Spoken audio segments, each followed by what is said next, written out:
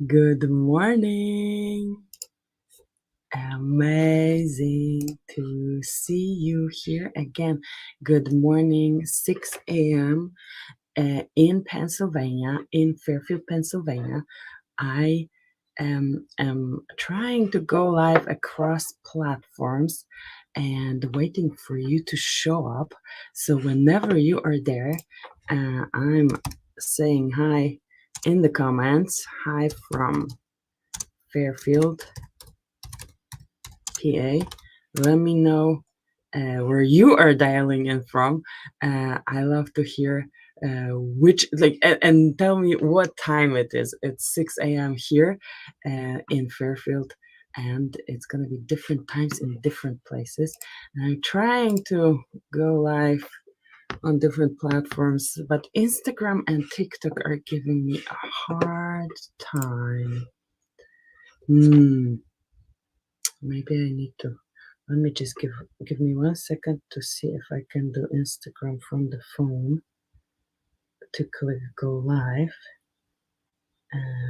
and let's see, live and go live. I don't know if it's gonna be working. Oh, well, Robert, so great to have you, and you are dialing in from Maine as always, and I don't know, so yeah, I'm trying to do on my phone for TikTok and Instagram. If it's gonna work, nobody knows, but that's okay because we're gonna figure it out for next week. So my super coffee cup. So I know who was last time here from Poland. My friend Agnieszka. She works in Switzerland. She's a veterinary pathologist as well, and she recognized the cup. So as I'm waiting for you to join, let me tell you what happened last week. I had cool guests on the podcast. I had one radiologist, Dr. Nina Kotler, and I had also one veterinary pathologist who works for Aphoria. Aphoria is a sponsor of Digital Pathology Place. They have been sponsoring Digital Pathology Place for, I think, over 3 years already. So since the very beginning when I started this as a company. So when you are joining, let me know where you're tuning in from. And last time I was telling you also about that my running coach wanted to quit, and I'm like, oh, why should I run then? He didn't quit, so he has new motivation and all good. So I have new motivation for running, and this is amazing. And then another adventure. It wasn't really an adventure, but since I read this book, it's called by Dr. Lyon. Her last name is Lyon. Anyway, she's a physician and nutritionist, forever strong. And there I learned, you start losing muscle mass when you're 30. And I'm like, oh, okay, I'm gonna turn 40. How about I start working out? So, Richard, so great to hear you. Fantastic. So, okay, good. People are coming in. So let me finish this thought and we're gonna go to the papers. So anyway, I'm like, okay, I need to do weight training because she recommends you need to actually train with weights, not just like cardio. And that's like new trend, and you should eat protein. Anyway, but the point was, I wanted to have something like we have for this live, where you show up, somebody is live and is doing the exercises and showing the exercises, but it's not just like pre-recorded thing. If it's a pre-recorded thing, I'm like, I have million other things to do, and I'm not gonna watch it. Which, by the way, if you're not live, please watch it. Find time to watch it. But basically, I was looking for something similar like this, like an online gym, and I couldn't find it. I just had the only thing I found was a personal trainer, which I took like one class with, and that was too much for me. I didn't want a trainer. I just wanted like accountability and showing up, and by showing up, reaping the long-term benefits. And I didn't find it. I found the pre-recorded thing, so it's still on me to show up and do the exercises, and I only did it once this week. But That's okay. Better once than none. And welcome. Hello. 64 Cotton Private Limited. That's from YouTube. Perfect. Great to have you. Okay, let's do it then. We have new papers and oh, sorry. Let me coordinate my tablet. The first one was not important, but I fell in love with the second paper from the PubMed alert. And the second paper was titled Improving the Diagnostic Performance of Inexperienced Reader for Thyroid Nodules Through Digital Self-Learning and Artificial Intelligence Assistance. And I thought, wow, this is amazing. If we want to do a startup, let's do this. So this for education, like a digital pathology startup. So this one is in, I'm supposed to be red. What is my, like, why is it black? Whatever. We're gonna be black. Anyway, so it's Front Endocrinology, Frontiers of Endocrinology, something, an endocrinology journal. Let's see if it works. Okay, it works for blue, so I don't know why red is not. Okay, and this group from Korea, this is a radiology group. So we have radiologists here working with us. Can I do it even bigger for you? Yeah, that would be cool. Okay, and I have a superstar here because and a heart. Look, guys, I even have a heart. I loved it, even though it was for radiology. What happened here? Their objective was to evaluate efficacy of digital self-learning, which is fantastic. For image-based specialties, when you learn, so image-based is pathology, radiology. I don't know what else. I bet you have some imaging for cardiology, but mainly radiology and pathology. And you basically learn by looking at a lot of images. And mostly it's like in the olden days, it was you sit with another pathologist and you look at the same slides through a multi-headed scope. And now you can do it digitally, however. But basically, you just look at images, images, images, images. So they figured out, let's do a tool that is a computer-aided diagnostic tool. CAD, it's called CAD. And what they did last year, they had 26 readers with less than a year experience. Let's look at this. Less than 1 year of experience in thyroid ultrasound. So we're talking ultrasound, but it doesn't really matter. I think this concept is brilliant. So, that's why I'm thinking, oh, this is an idea for a startup. So from various departments, 6 hospitals participated in this study. So readers completed online learning session. So first they looked at like 3,000 nodules. They looked at it online. So that was totally virtual. What they did then, they were asked to assess a test. So then they got a test of 120. So they learned on 3,000, then assessed 120 thyroid nodules, and they knew the surgical pathology for this. And after this learning session, they used this AI CAD, AI computer aided diagnostics. So and so let me restart. Okay, so they did the test was before and after learning session. So before they got 120, they learned for 3,000, they got another 120, and then they used the CAD and made their final decision on their nodules.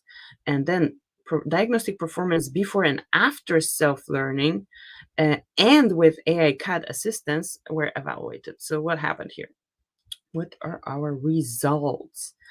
The area under the receiver operating characteristic curve improved after the self-learning session, and it improved further after the radiologist referred to AI CAD. So it was 0679 versus 0713 for and versus 758. So anyway, it was improving. And then the residents who are very much in a learning mode, they improved the AUC and accuracy after self-training, but the other readers didn't. The other readers did not improve after self-training, but when they had CAD assistance, their sensitivity and accuracy improved in all readers. So regardless whether you were a resident who is tasked to work on it and learn it, or whether you were not a resident, then you improved when you had the CAD assistance. I think it's brilliant for training. Like, imagine we had like for diagnostics or for anything, right? Usually we just have one image from a book, or and then you like do it by experience. When you see some cool cases, you share them. Imagine if we had like a whole training data set with, I don't know, one type of cancer, whichever, or toxical pathologic lesions for me for toxpath, or anything else, like a whole set where you get 3,000 to learn from. I don't know if I have seen 3,000 of a single lesion in my life. And that would be amazing. So anyway, then you get, first you have this set, and then you have an AI tool that helps you for your new cases.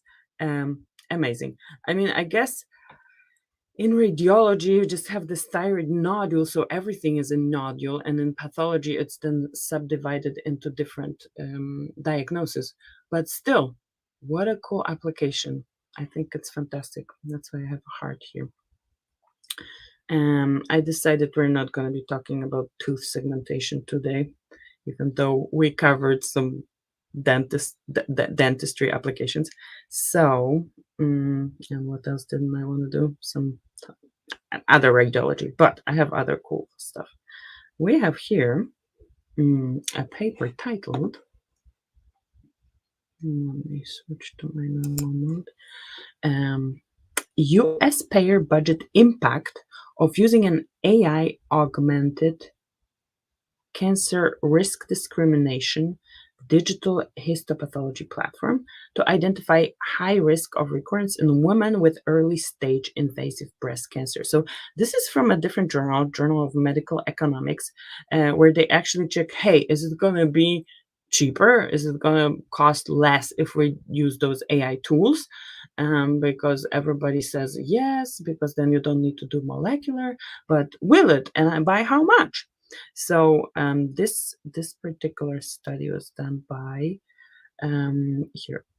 This is a company, Veranex. No, probably Precise DX. That sounds like a company. I have to look them up. And then we have Brigham and Women's Hospital, Dana-Farber Brigham and Women's Cancer Center, Boston, Massachusetts, and Mount Sinai Health System. So they did that. And the goal here was, our goal was to use of, so basically check, okay, the normal standard of care versus with AI. So use of gene expression signatures to predict adjuvant chemotherapy benefit in women with early stage breast cancer is increasing. So we use more gene expression signatures. And of course, we have high cost of this and limited access. And then eligibility. I don't know what the eligibility criteria are, but there are some. For these tests, make it less accessible for people. So this study evaluates the cost impact of Precise DX Breast, an AI-augmented histopathology platform that assesses 6-year risk of recurrence in early stage invasive breast cancer patients. So this is like a risk stratification. It's not the classical, computer-aided diagnostic where you show the pathologist where the cancer is, where everybody asks like, how much faster can you be with that? They already trained and know how to diagnose everything. But anyway, I still think there is value. But here, what's the risk, right? And their material and methods. So they had a decision tree model that was checking the normal versus, the standard of care that we're using now versus this AI tool. So they want to compare cost of treatment guided by standard of care risk assessment. So what does that mean? Clinical diagnostic workup with or without oncotype DX. And oncotype DX is a genetic gene expression signature gene expression test that is based on wet lab molecular stuff, versus this PDXBR. I love those names. PDXBR with standard of care in hypothetical cohort of US women. So this was modeling with early stage invasive breast cancer. So and they compared cost of everything. Let me get rid of too many lines here.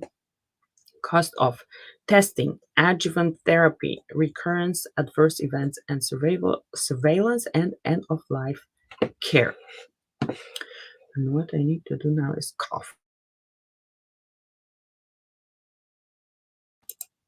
My apologies, because my kids go to the summer camp, and I don't know how, but it's in the middle of the summer, and they brought some cold home. And of course, I got it. Like, I think, oh no, it's for kids. And then 1 week or 2 weeks later, I get it, of course, as well. But question is, how much cheaper was it? Was it cheaper or not? Let me tell you, it was. Spoiler alert, it was cheaper. So, but interesting, like how they were calculating it was the PRDX use in prognostic evaluation resulted in savings of 4 million in year one compared to current standard of care, but in how many people? In 1 million females members. So 1 million people, when you do that for 1 million people, you're gonna save $4 million compared to the current. So and now the numbers were the savings increased to 12.5 million. Again,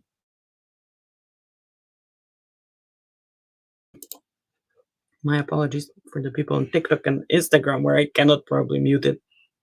But 12 million, and the pre-treated patient costs in 1 year amounted to 19.5 thousands. Oh my goodness, sorry, guys.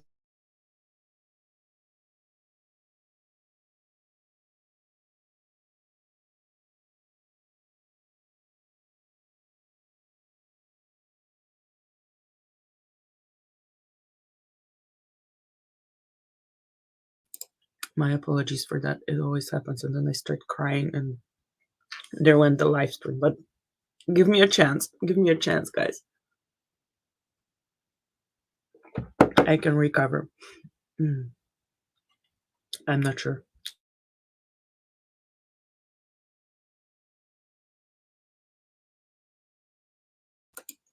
I should make short form content from the moments that I'm crying. Anyway, I'm actually very happy to be here. I'm not sad. So let's summarize this one, right? How much money did they save? So they saved 12 million in year in year one, and this amounted, no, sorry, savings increased to 12.5 million. The pre-treated patient cost in, this is the patient cost, so one patient in year one amounted to $19.5 thousand for standard of care, and 16.9 for PDXBR. So okay, we have, what do we have, like a $3,000 difference. I was hoping for more. I'm sorry. I was like, oh, maybe it was 20,000 and now it's just 5,000 or 1,000. Well, not, but still $3,000 per patient. So for 1 million patient, you save 4 millions. However, they calculated that. But the limitations of the study was recurrence was not specified, and they performed these analysis as best as they could with the assumptions that they had. And obviously, when the standard of care fails once or twice, then you go to a different type of treatment, which is like more expensive. So they calculated that into it. Conclusions. Well, PDXBR demonstrated robust overall savings, but still, healthcare costs in the U.S. is another. I guess in the world, but in the U.S. is another topic that books were written on. And thank you so much for staying with me. And I see more people are joining. One more cough, and we're going back to the next paper.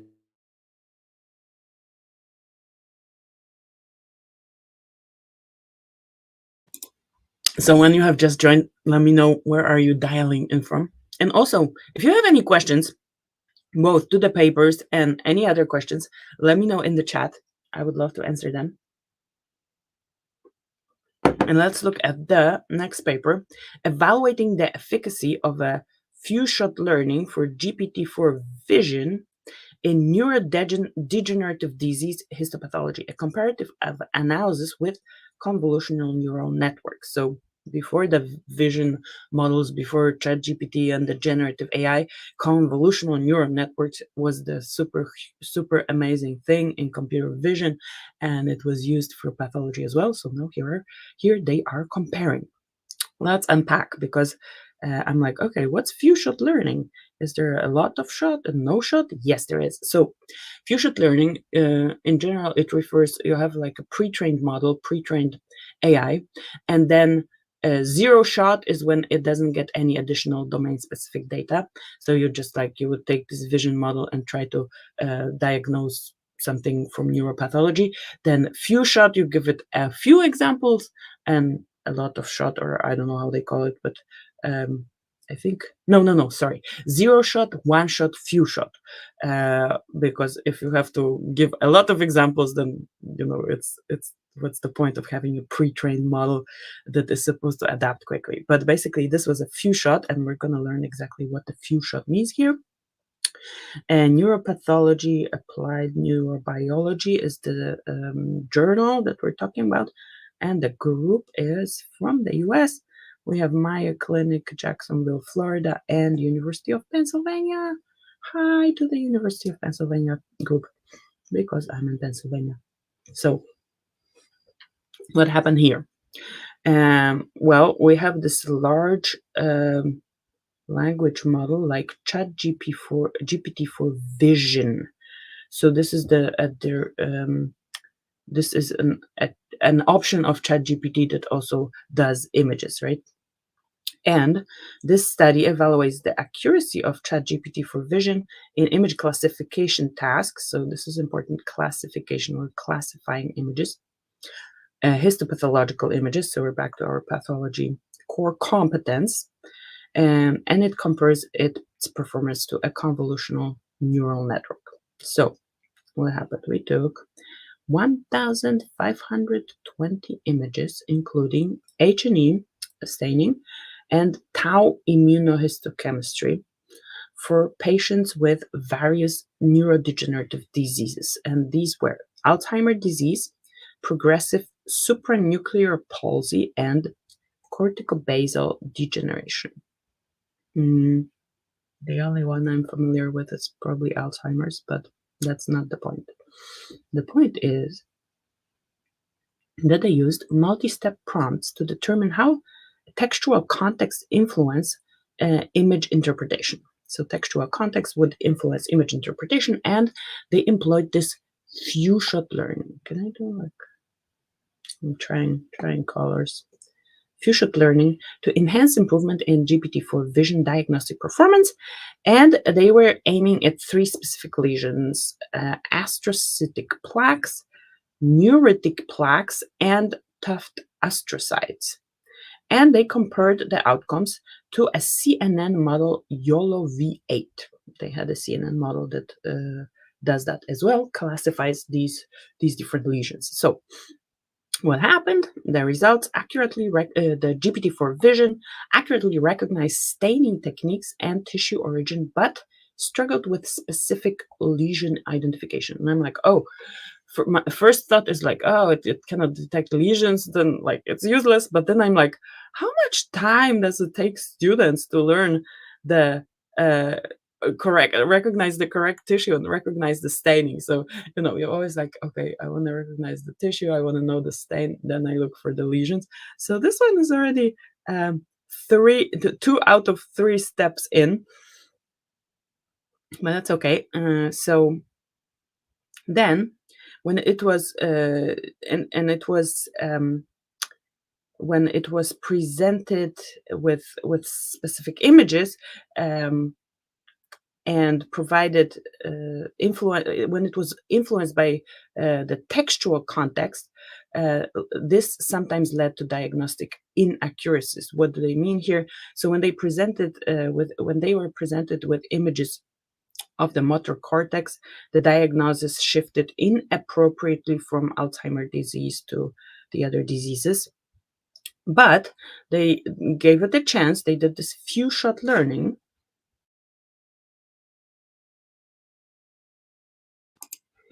Oh, and we have George from Norway. Hi, great to have you here. So, few shot learning helped. Did it help? Yes, it did help. And the few shot here in this case, it was 20 shots, so 20, and it helped versus zero shot learning. So zero shot was without previous examples, and the accuracy was only 40. But when they gave it 20 examples, it was 90% accuracy, matching the performance of this YOLO model, which required 100 shot learning to achieve the same accuracy. So hey, 20 slides only versus 100. This is fantastic because, as we know, challenges in pathology and specifically in neuropathology is we don't have enough images to train these models on, right? When we think of the trainings that those natural models get, natural images, and by natural images, I mean like the normal images that you can recognize in like dogs, cats, whatever, right? These are natural images. And also natural language is basically the language we speak. So not like code or any other, well, although code is also included in language.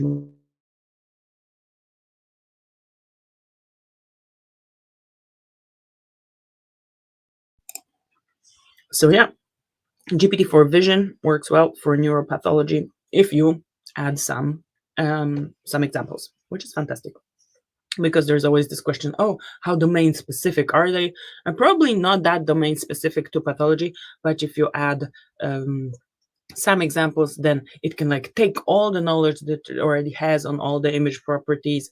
It did the tissue, it did the stain, like that's already huge for a non-pathology trained model. And then you add examples, few labeled data, and it works.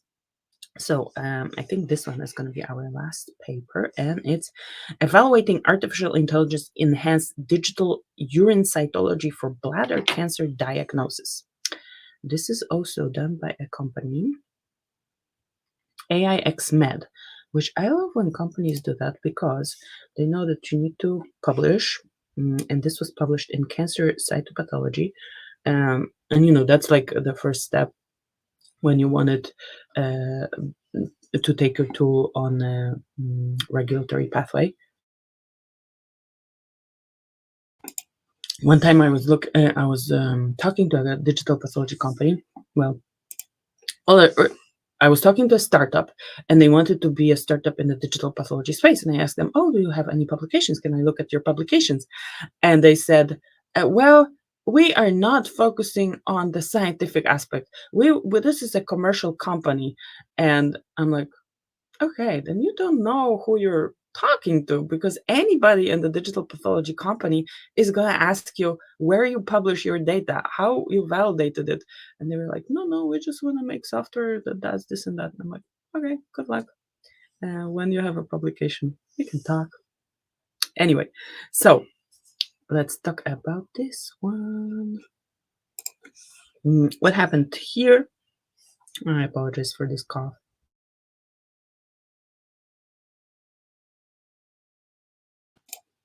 It's the worst.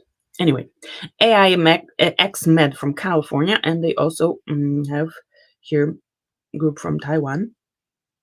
There's several groups, several departments that they work with, and maybe that's like part of their company, probably. So, what happens here is we evaluated the diagnostic effectiveness of AI X Euro. Did we not just have AI X BR, but from a different company? Yes, we did. So anyway, AIX Euro platform, artificial intelligence-based tool to support urine cytology for bladder cancer management. So what does it mean to support? I checked the images, and the user interface is you have a whole slide scan or like a picture of this urine cytology with different cells, and it shows you and classifies those cells into whatever the classification system for urocytology is, and they mention a specific one. I'm going to tell you in a second. So they had one cytopathologist and two cytotechnologists, and they reviewed 116 urine cytology slides. And they also reviewed the whole slide corresponding images. And they used three diagnostic modalities. So they just used microscopy, just normal microscope, whole slide images, and AIX Ural support. And here is the system that they use, the Paris system for reporting urinary cytology criteria, which I don't know what these criteria are, but our cytopathologists and technologists know, and the authors of this particular software, AIX Euro, also knew and incorporated this into this particular tool, right? So AIX Euro, the results were, and they did, of course, performance metrics, and the results were, long story short, here from the results, it was better than without. But let's discuss it. So this AIX Euro improved diagnostic accuracy by increasing sensitivity. But this is crazy because sensitivity, I look from 25, 30 to 63. And I'm like, how can you have this sensitivity? And then I remember this is cytology. Cytology is not anatomic pathology. It's not tissue. So you like work with different sensitivities and specificities and different metrics for this particular test. So here, the sensitivity improved to 63%, amazing. And and they have like a different things that they have to evaluate: atypical urothelial cells, and then suspicious high-grade urothelial carcinoma. And everything improved: the sensitivity, the positive predictive value, the negative predictive value, and they had like these specific distinction between different types of atypical cells, and they also had the binary decision: is it atypical or not? So the binary was easier for this tool. And they also demonstrated, this was funny, that the cytopathologist demonstrated higher intra-observer agreement than the two cytotechnologists. I was like, oh, pathologist was better. I don't know if it's better or not. But also, in addition to everything was better with the AIX Euro, it significantly reduced screening time by 52 to 83%. That is nice. That is really good. So the next thing I would want to do here is, can we do this economical analysis for this tool and see if it's cheaper? Because maybe we can screen more and take into consideration also the how much it costs to scan and all these different things. But the conclusion here in this one is AIX Euro demonstrates the potential to improve both sensitivity and efficiency in bladder cancer diagnostic. Let me check what else. No, we had this latent diffusion last time. So these are the papers. for today. And there are other papers, there are other things happening in the world. I need to catch up on reading them because there are a lot of foundational models coming out, and one recently came out by Page, so I need to read that paper. I already started reading that paper. And there is a tool, I think I already mentioned this tool to you. Oh, and we have more people. Hello, Nigeria. Amazing to have you here. So I think I mentioned this tool to you, this literature research tool called Undermined, yes, .ai, I guess.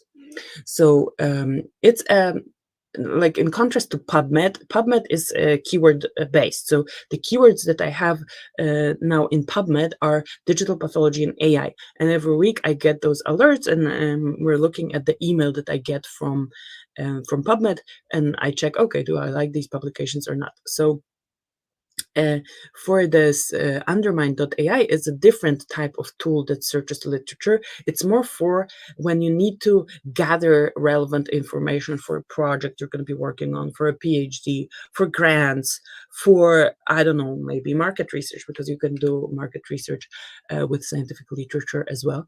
So you basically talk to it like to Chat GPT and tell this tool what is the problem, and it finds you relevant information, a relevant publication, not just based on the keywords, but also on the relevance. What they have, like some kind of model that assesses this relevant and gives specific points. And the authors of this tool, um, these are two MIT graduates who are now starting to develop a company around this tool. So they basically sat and made this tool and decided, hey, it's going to be useful, and it is extremely useful. I already used it for many things, but they want to join us. They want to show you the tool next time.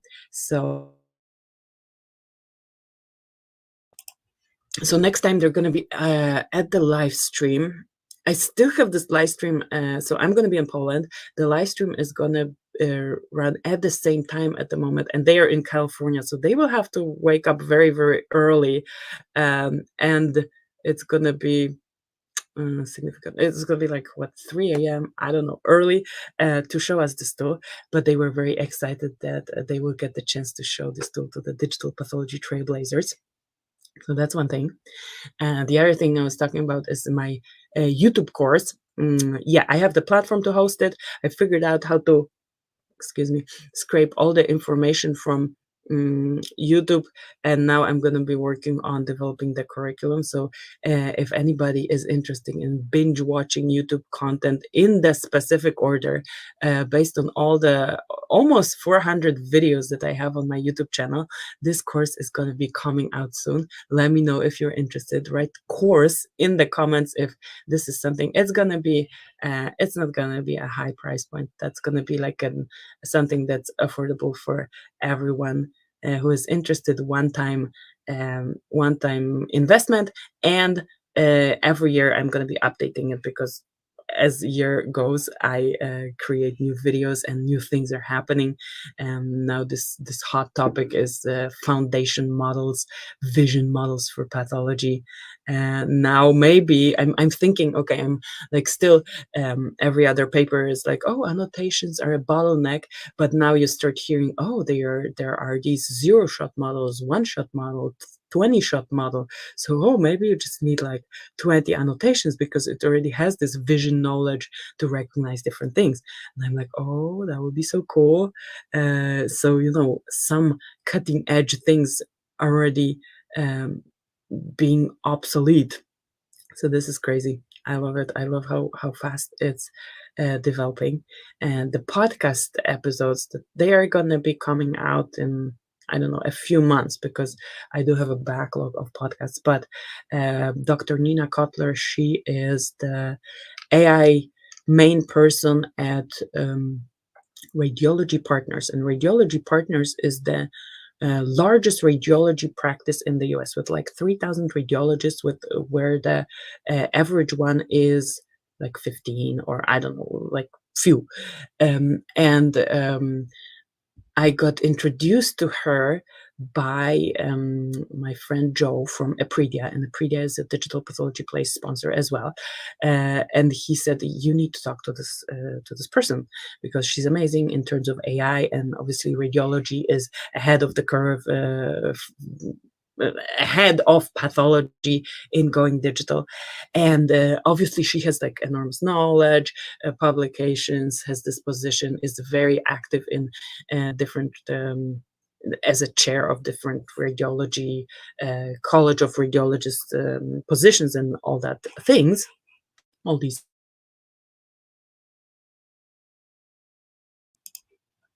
So I knew I'm going to be talking to a really high level expert. But the thing that I loved about this podcast most is like how clearly she was explaining these concepts, like to non-experts, without dumbing it down. Like I was mesmerized by the way she explained the concepts, and we talked about things like AI agents, which is also like another new hype where you can basically have like a program that programs other programs within this generative AI. But she had a better explanation. Anyway, so um, this is kind of my way of recognizing somebody who's an amazing expert. You have different levels, right? And she is beyond the technical knowledge and jargon when she explains things.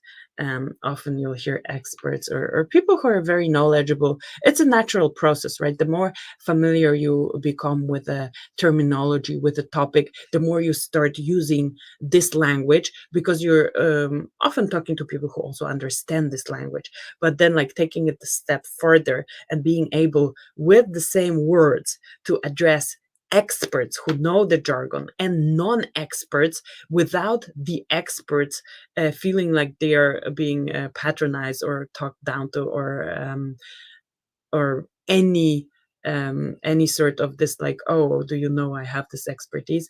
That's an amazing skill. I thought this was fantastic, and uh, we kind of ran out of time because obviously she's super busy, and I also had meetings scheduled. So maybe I'm going to meet her live in October. She's going to be at a conference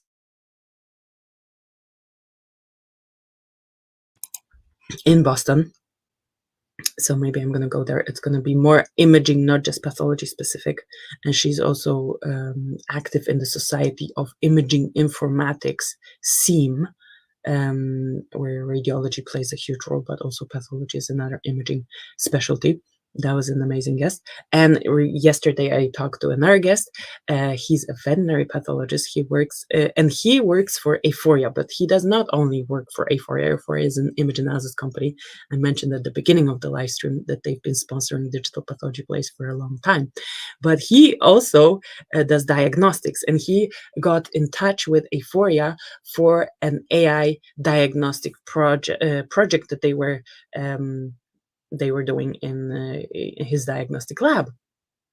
And he fell in love with AI. He decided, this is something I need to learn. This is something I need to get more involved in. But he still has two jobs. He's a diagnostician, and then he does the AI and helps other get the AI for diagnostic purposes up and running. And the Aphoria is working with both human hospitals, veterinary hospitals, like all different types of diagnostic applications. So he does that. He was interesting. I could relate to him because he's balancing two jobs, and he says, well, it's tricky, but he didn't want to give up the diagnostics. He said this is, he's a diagnostician in the heart, but AI is going to be the tool that's going to leverage diagnostics. So that's that. And next week I'm going to be in Poland, so you're going to see a different office behind.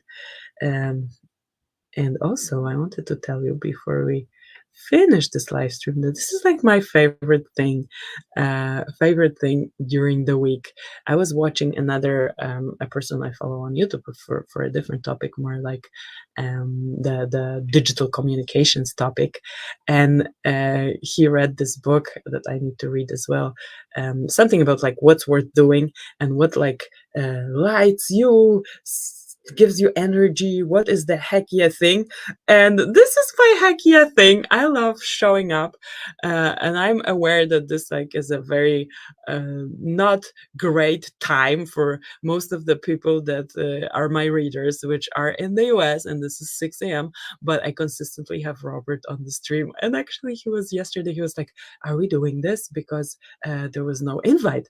So I think I something went wrong with the emails, but thank you so much. Um, Oh, we have a question. We have a question. Thank you so much for the question is, hi doctor, what are your thoughts on clinical workflows powered by AI? So I have a lot of thoughts. Give me a specific thing that you're interested in, and I'm going to start talking about this thing. So I think clinical workflows should be powered by AI, and they can be powered at different stages. Sorry, I don't know why I thought something was falling. Maybe my cup was falling. They can be powered. You can apply AI. So I see AI as leverage in general. So to answer this in general, and everybody who needs to sign off, thank you so much for joining. But let me answer this question. So AI is leverage. How can you use this leverage in your workflow? So this my guest Richard Fox from Euphoria, he identified one problem, and that was Chi-67 counting and like evaluating, and he decided, well, AI could do that, and he applied AI there, and then. And that's his advice. Basically, identify the problem where you want to leverage AI, like your lowest hanging fruit, in terms of everything, in terms of workflow integration, in terms of price, in terms of regulatory concerns. Identify this one thing and start there.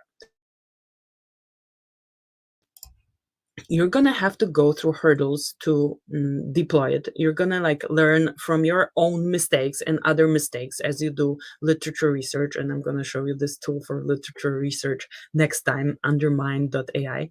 But you're gonna learn through the process, and then in the process, you're gonna identify the next things that you want AI to address. But this is for an already established workflow where you're plugging in AI from the outside. There is an option to start in a different direction, like to have a digital first, AI first workflow. And what you're going to need to do, you're going to need to think of image quality. And there are technologies that are emerging that are actually direct digital pathology imaging. I'm talking to a company, Muse Microscopy or Smart Health DX. They are having a product like that they are evaluating it in like official studies, and that is amazing because the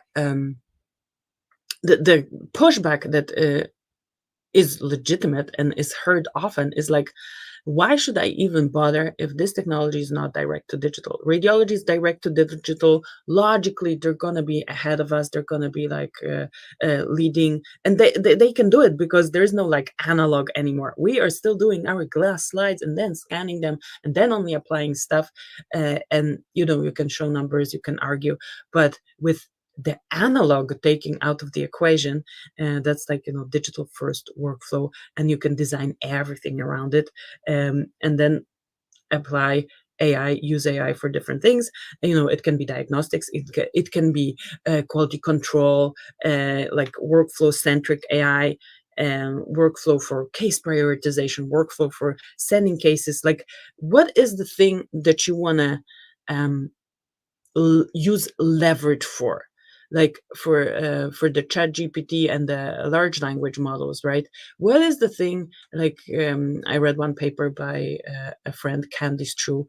She wrote a paper about chat GPT for digital pathology. Sorry, no, not for digital pathology, for veterinary medicine in general. And she was analyzing both human and veterinary medicine, and and she gave percentages how much time, and I think it was above 35% of physicians or veterinarian or any doctors, dentists, whoever, right? Time is spent on admin tasks, on um, filling the documentation. Like, okay, can we use AI to help with extracting, like from recordings?